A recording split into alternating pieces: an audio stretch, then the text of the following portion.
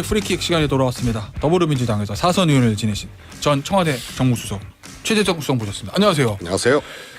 수석님이 제가 알기로는 민주당에서 사무총장 하셨죠. 네. 원내대표는 안 하셨죠. 네. 예. 그러니까 사무총장 하셨으면 또 이제 공천과 당 조직 인사 이런 거 다 하신 건데. 예. 그거를 못했죠. 선거 때가 아니었나요? 문재인 대표 때 사무총장 했는데 예. 대표가 그만 물러나시고 예. 아 그때. 김종인 비대위 체계가 왔고요. 예. 그래서 뭐 근처에도 못 가고 사실은 선거 때 사무총장이 거의 핵심 보직 중에 하나인데. 그렇습니다. 예. 아니 그래서 뭐 저 국민의힘 전당대회 관련해서도 뭐 누가 사무총장을 하네 마네 나는 당직을 맡지 않겠네 그런 얘기가 있어서 제가 잠시 생각나서 여쭤봤고요. 오늘도 이제 베스트 워스트 오늘은 베스트밖에 없네요. 워스트도 있구나. 워스트 예. 베스트 워스트 한 분씩 뽑을 건데 자 일단 이번 주 정치권 베스트 플레이어 누구? 김종대 전 의원.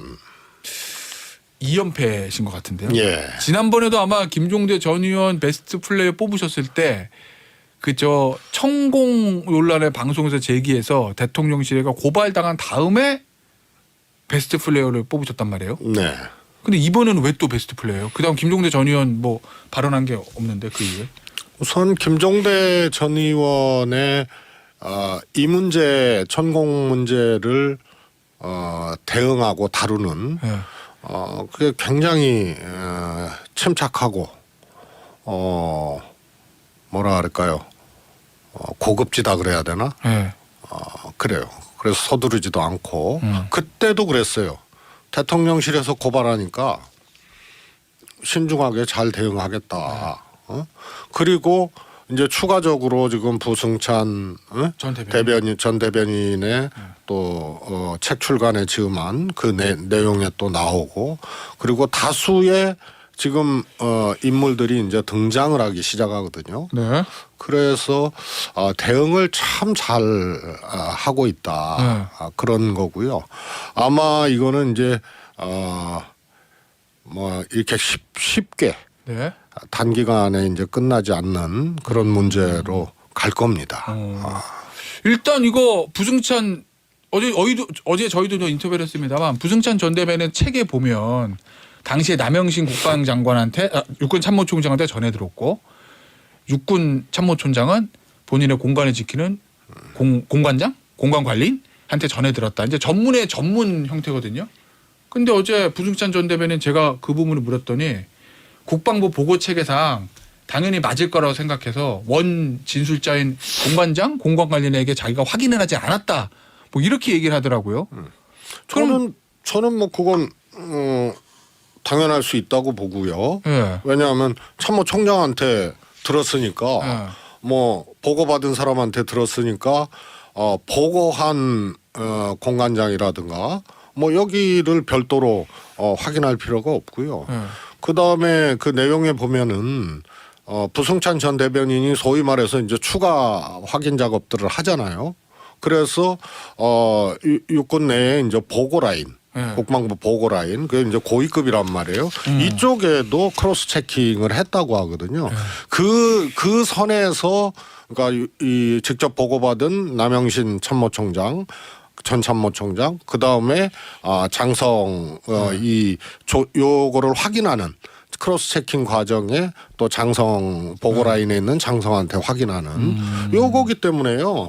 뭐 그러면 이 사성 장군이라고 하는 사람한테 크로스 체킹을 했다고 하는데 요곳의 보고 라인에 있는 그러니까 진상 조사 에 대한 이제 보고 라인에 있는 사람한테 크로스 체킹했다고 하는데 그 사성 장군 아래 이 담당자나 이런 사람한테 추가 취재할 필요가 없었던 거하고 똑같은 거죠. 근데 이제 이 부분이 결국 이제 사실관계가 중요하니까 당시에 그걸 최초로 봤다는 공간에서 근무한 사람의 진술이 중요하잖아요. 이게 원진술자니까. 근데 어제 국회 대정부 질문에 역시 이 얘기 나오니까 이종석 국방부 장관 말이 작년 12월에 그 얘기가 나왔을 때 육군이 참모총장 공관에서 근무했던 부사관 등 관계자들에게 확인했고 그런 사실 없다고 답변했다. 서울사무소도 마찬가지다라고 이렇게 얘기했다는 얘기는 저 남영신 당시 참모총장한테 얘기했던 공관장, 공관관리인 이 사람이 아닌데요? 천공 아닌데 이렇게 얘기했다는 거거든요 지금. 우선은요 네. 현역이잖아요. 네. 네? 그래서 이제 만약에 사실이라면 상당한 이제 압박감이나 뭐 이런 등등등을 느꼈을 가능성이 있다고 보고요. 그래서 그게 이제 네. 성립이 되려면 네. 참모총장 남영신, 네. 그 다음에 부승찬 전 대변인이 확인했다고 하는 또 보고라인의 또 다른 고위급 네. 이런 사람들이 위계에 의해서 이거를 조작했다는 전제가 돼야 되는 거거든요. 그러면은 압박 때문에 현직이기 때문에 허위 진술했을 저는 가능성이 이렇게 보시는 그럴 거예요? 가능성이 높다고 봅니다. 그게 그 진술이 국방부 장관이 확인했다고 하는 그 진술이 사실로 성립되려면 네. 나머지가 전부 대통령을 욕보이고 또 이런 문제를 만들기 위해서 공모했다는 얘기가 되거든요. 네. 그러지 않으면은 이 사건을 이렇게 조작할 수가 없는 거죠. 네. 그래서 등장하는 인물들이 민간인도 아니고 군 고위 관계자들이거든요. 네. 보고라인에 있는 이 사람들이 전부 위계를 하고 조작을 하고 공모를 했다는 게 성립이 돼야만 또 공관장의 그 진술이 신빙성을 얻게 되는 거죠. 결국은 국방부 장관도 뭐 그렇게 얘기했고 제가 알고 있기로도 아마 저 당시에 공관장이 아니라 아마 제가 알기로는 공관장이란 건 없고 당시 이제 운전하는 이제 운전관 원사가 아마 그 일을 좀 봤던 것 같은데 그 원사가 그런 사실 없다고 이제 진술한 걸로 저도 이제 개인적으로 파악은 하고 있거든요. 근데 그러니까 결국 이게 그런 사실 없다와 보고받은 자와 보고받았다고 하는 자와 그 보고받았다는 것을 참모총장으로부터 들은 부승찬 대변인과 부승찬 대변인에게 이 보고가 사실인지를 확인하는 그 또 다른 고위관계자 보고라인의 크로스 체킹. 그래서 보고 받았다는 사람 왔다 갔다는 사람이 다수예요. 그리고 그런 사실이 없다라고 한 사람이 소수가 되고 그래서 진실 논쟁이 되는 거죠. 자 일단은 저 대통령실의 김종대 전 의원도 당시 이제 고발을 했지만 부승찬 전 대변인도 어제 고발을 했어요. 그러면 이제 서울경찰청에서 조사할 거고 그러면 당연히 제가 수사관이라도 원진술자는 운전관 공관장이라는 건 없으니까 운전관 불러서 진술 듣고 남영신 총장 진술 듣고 그리고 뭐 저 누구죠 부승찬 대변인들이 이 크로스 체킹했다는 다른 관계자들 진술 듣고 그러면 이제 사실관계가 밝혀지겠죠. 네. 이 수석님 보시기에는 이 수사 말고 다르게 사실관계 밝혀야 될 그러면 방법이 이제 있다고 지금 소위 말해서 그런 사실 없다라는 자와 예. 그런 사실 있다라는 자. 그래서 소수와 다수들이 지금 등장을 한 거거든요. 그러면 여기는 진술로만은 제가 보기엔 규명하기 어렵다고 봐요. 그러면은 결국은 다른 확인 절차들이 있어야죠. 어떤 그게 확인? CCTV라든가. 그럼 뭐 수사기관에서 하겠죠 뭐. 당사자들의 이제 행적이라든가 네. 당일 행적이라든가 이런 걸 통해서 규명할 수 있다고 네. 봐요. 그럼 수사기관의 수사 결과를 지켜보면 된다. 그리고 그 이전에 저는 국조를 해야 된다고 봐요. 국정조사요? 예. 이거를요? 이 정도의 메가톤급 사안들이 터졌어요. 그러면 이태원 참사 국정조사도 뭡니까? 이태원 참사의 진상을 규명하기 위해서 한 거 아니에요? 네. 그러면 마찬가지로 이것도 이것의 진상을 규명하기 위해서 해야 되는데 왜냐하면은 사적으로 개인의 사택이라든가 네. 개인의 어떤 뭐 조상묘를 쓰는 문제라든가 이런 것으로 왔다 갔다 했으면은 그거는 국정조사감이 안 되죠. 그러나 관절을 옮기고 그에 따라서 안보 사안들이 변하고 여러 가지 이 변화들을 초래하는 그런 결정 과정에 천공의 방문이 있었다는 것을 진위를 밝혀야죠. 그래서 국정조사 과정에서 이 문제가 다 선행돼서 다뤄지는 게 저는 맞다고 보고요. 특히 굉장한 압박감을 느끼는 거 아니에요? 남영신 총장만 해도 기억이 안 난다서부터 뭐 보고받은 적이 없다부터 막 왔다 갔다 하거든요. 그래서 국정조사에는 제일 쉽게 말해서 이제 형량이 센 게 위증이요? 위증이거든요. 그래서 국정조사를 선행을 할 필요가 있다고 봅니다. 근데 저희 지난주 금요일 출연했던 정성호 의원한테도 제가 이걸 여쭤봤더니 정성호 의원의 답은 법적인 문제는 없고 뭐 좀 모양새 정확하게 제가 워딩은 기억이 안 납니다만 그냥 아주 바람직한 건 아닌데 법적인 문제는 없지 않냐 뭐 이렇게 말씀하셨거든요. 그거는 뭐 그렇게 볼 수도 네, 있고요. 근데 과연 이게 국정조사 할 만한 대상인가라는 생각도 좀 들어서. 우선은 정책에 영향을 미쳤잖아요. 네. 그 대통령 관저를 이전하는 과정에 네. 등장한 문제고요. 그 관저 이전에 따라서 대통령의 이제 경호 정책이라든가 또 안보 상황이라든가 이런 것들이 다 중대한 문제들이 딸려가는 문제이기 때문에 네. 개인의 사택 네. 그런 이제 양택이라고 하죠. 집터를 뭐 정하는 문제나 또 조상의 묘를 쓰는 이제 음택이죠. 네. 이런 거하고는 또 완전히 다른 문제이기 때문에 국정조사 깜이라고 보고요. 진실규명을 위해서도 필요하다고 봅니다. 혹시 민주당에서도 이거 준비하고 있습니까? 국정조사? 이미 얘기를 했습니다. 상임위에서 청문회를 통해서 다루고 그다음에 그게 여의치 않게 되면은 국정조사 하겠다고 얘기를 했고요. 근데 조금 더 민주당에서도 진실을 규명한다는 그런 차원에서도 이게 일단은 사실이라면 이게 말이 안 되는 이 장면들이거든요. 그래서 그런 차원에서라도 야당도 책임감 있게 이것을 대해야 되는데 사실 지금 한 2달이 지났잖아요. 첫 김종대 의원의 첫 발언 이후로 첫 폭로 이후로. 그런데 그동안 민주당이 너무 이것을 미진하게 다뤘어요.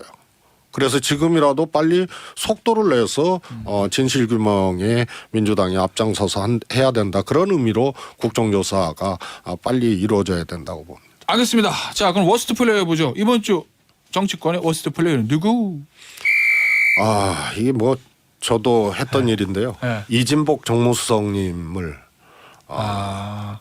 좀 아마 이유는 일요 주말에 당사에 찾아와서 아마 안철수 의원에 대한 직격 이것 때문에 그러신 건가요? 그렇습니다. 이진복 정무수석은 또 국회의원을 했잖아요. 네. 했었잖아요. 삼선 의원, 구청장. 예. 그리고 지금 정무수석을 하시는데 저는 당내에 당대표 출마를 놓고 네. 정무수석이 직접 와서 네. 덕담도 아니고 소위 말해서 누가 안 된다라고 배제하고 때리는 발언을 공개적으로 직접 하고 그것도 백브리핑도 했거든요. 네. 그래서 보통 국회 와가지고 정무수석이 그렇게 브리핑하는 것도 이 굉장히 이제 낯선 풍경이기도 하지만 그 내용이 특정인에 대해서 소위 말해서 대통령의 뜻을 전하는 형태로 그렇게 했다는 것 자체가 실제로 대통령이 그렇게 하라고 지시했다는 보도도 있긴 했었어요. 네. 당에 가서 경고를 하게 해라 이렇게 아니, 보도가 어제 있었다고. 그거는 지시 없이 정무수석이 그렇게 할 수가 없고요. 만약에 지시가 없었더라면 이진복 수석은 청취를 했던 분 아니에요. 네. 그리고 정무수석이 어떻게 해야 되는지를 알고 있는 분이기 때문에 지시가 없었으면 그렇게 나설 분이 아니죠. 그리고 가사 지시가 있었다 하더라도 정무수석이 대통령을 최소한 2가지 측면에서 설득하거나 이 조금 수위 조절을 했어야 된다고 봅니다. 하나는 이거는 이렇게 정무수석이 가서 할 일은 아니고 이렇게 공개적으로 하는 건 아니다. 그다음에 2번째는 그러면은 제가 비공식적으로 당에 이런 뜻을 전해서 엄중 경고 내지는 이런 신호를 주고 오는 것이 정무적으로는 맞다고 봅니다. 그 얘기는 정무수석이 여의도 왔다 갔다 하는 걸 사람들은 모르고 전진석 비대위원장의 공개 경고하는 이런 형태로 풀었어야 된다. 그렇습니다. 그리고 그것이 흘러나오는 거는 뭐 그거는 어쩔 수 없는데 그래서 최소한 설득해서 이런 건 아닙니다. 라고 하거나 2번째로는 최소한 방식이나 수위 조절을 정무수석이 대통령께 건의를 해서 그걸 좀 다듬었어야죠. 그러니까 이 정무수석의 발언 내용하고 발언 형식이 옳고 그름을 떠나서 제가 과거를 돌아봐도 뭐 문재인 정부, 박근혜 정부, 그전에 이명박 정부, 노무현 정부 때 정무수석이 이렇게 이제 전당대회 때 공식적인 대통령실 입장을 밝힌 거는 저도 처음 보는 것 같긴 하거든요. 네. 어째 그게 뭐 옳고 그름을 떠나서 이게 지금 예. 사실은 왼쪽으로 떨어지면 낭떨어지고 왼쪽으로 가면 칼날위에 지금 서는 발언이고 행위였거든요. 정무수석. 대통령의 직접 참전, 직접 개입 예. 이런 것으로 볼 수 있는 하나의 이제 증거가 네. 되거든요. 또 이것이 대통령이 직접 당내 선거에 대한 발언이 아니고 한 인물에 대한 이제 정치적인 어떤 대통령의 판단을 전한 거기 때문에 이거는 개입으로 볼 수 없다. 요런 이제 양론이 충돌하는 하나의 장면이 되는 겁니다. 그래서 이게 칼날 위에서 왼쪽으로 가면 낭떨어지고 오른쪽으로 가면은 낭떨어지가 아니고 그런 게 지금 진행되고 있다는 거고요. 또 하나 또 조금 더 1인치 더 들어가서 좀 보면 사실은 지금 나오는 각종 조사에서 안철수 후보가 오차범위 내에서 김기현 후보를 이기고 있다는 이제 조사 있지 않습니까? 그건 국민 여론조사예요. 근데 그걸 당원으로 이 100% 이제 선거를 치르잖아요. 당대표 선거는 당원으로 소위 말해서 발라낸다 그러거든요. 발라내서 보거나 아니면 당원만으로 실질 투표처럼 당원만으로 조사를 하게 되면 전혀 다른 결과가 나오거든요. 그래서 그런 점을 충분히 분석해서 대통령한테 이렇게 무리수를 쓰지 않아도 원하는 김기현 후보가 대통령의 윤심이라면 그러지 않아도 그냥 잘 될 겁니다. 그런데 이렇게까지 할 필요가 있습니까라고 정황을 잘 정리를 해서 대통령께 설명을 드렸으면 이렇게 무리수를 두지는 않았을 겁니다. 근데 그런 점이 정무수석의 역할로 좀 아쉽기 때문에 굉장히 이제 점잖으시고 이런 분이시지만 이진복 정치인 이진복답지 않은 그런 이제 정무수석의 모습을 봤기 때문에 죄송하지만 워스트로 그렇게 했습니다. 알겠습니다. 자 마지막 한 1분 20초 남았는데요. 이상민 행안부 장관 탄핵안 발의했잖아요. 민주당에서. 내일 아마 본회의 표결 앞두고 있는데 이 수는 민주당에서 정부적으로 잘 둔 수라고 보세요? 아니면 조금 위험한 수라고 보세요? 악수라고 보세요? 저는 뭐 썩 좋은 방식은 아니라고 보는데요. 애당초 그랬습니다. 애당초. 그래서 원래 이제 끌려가는 이 전국 대응, 끌려가는 전략은 별로 안 좋은 거거든요. 주도해야죠. 주도해야 되고 그만큼 이 과정 관리나 이런 것들이 좀 퍼펙트해야 되는데 해임 그때도 논리적으로 좀 그랬잖아요. 국조 이태원 참사 국조 합의하고 해임하고 그러니까 국조 왜 했냐 이런 이제 반론이 당장 나오는 거고 당연히 해임시켜야 될 것이죠 민주당 입장에서는. 그게 안 되니까 또 이제 탄핵으로 갔단 말이에요. 그래서 취지나 뭐 마음은 충분히 이해를 하나 책임 야당에서 결국은 리스키한 일을 밀려서 이렇게 가게 되는 이런 것이 조금 아쉽습니다. 알겠습니다. 자 오늘 정식 프리킥 시간은 여기서 마무리해야 될 것 같네요. 지금까지 최재성 전 청와대 정무수석이었습니다. 수석님 오늘 나와주셔서 감사합니다. 감사합니다.